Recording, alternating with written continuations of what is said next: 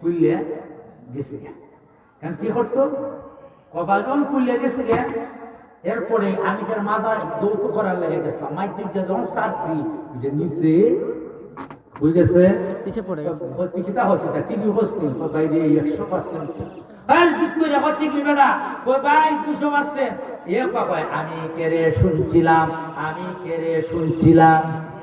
কটা হচ্ছে জি আমি কেড়ে দৌত করতে গেলাম, আমি কেড়ে দৌত করতে গেলাম। এটা কয় আমি কেড়ে শুনছিলাম, আমি কেড়ে শুনছিলাম। কথা কন্টিনিউ।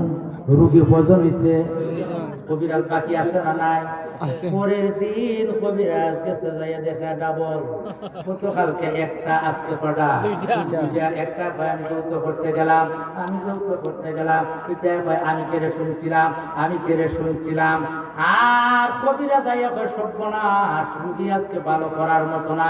কবিরাজ কয় আমি কেড়ে টেকা নিসলাম না, আমি কেড়ে টেকা নিসলাম না। রুগী কয়জন হইছে? 3 জন। আর আমি আজকে যাইব আর কইব এরা কেড়ে আগে আইছিল না, এরা কেড়ে আগে আইছিল না। কথা বলেন ঠিক না বেঠি?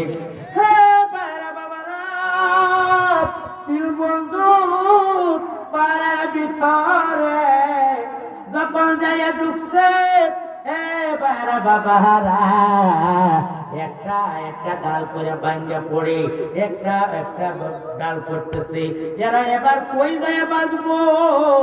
হে গোপালপুরের বাইরা, পাহাড়ে তো বাড়ি নাই, ঘর নাই। কথা কোন ঠিক না বেটি? ওই যাইয়া উদ্ধার হইব, উদ্ধার হইব কোন জায়গায়?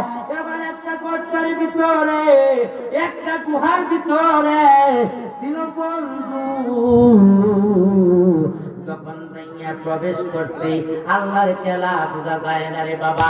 পাহাড়ের উপর থেকে একটা পাথর, বড় একটা পাথর, মক্কা শরীফ মদিনা শরীফ, সেই বড় পাথর দেখলাম শুকবো না। এটা কয়েকটা আমাদের কেরেন লাগবে উঠাইতে, এত বড় বড় পাথর। এই পাথর গইরায়া গইরায়া এই গুহার মুখে যখন আইসা আটকা পড়ছে, এবার এরা জিন্দা থেকে মরা। কথা হন চিন্তা, এরা মরা না জিন্দা রে?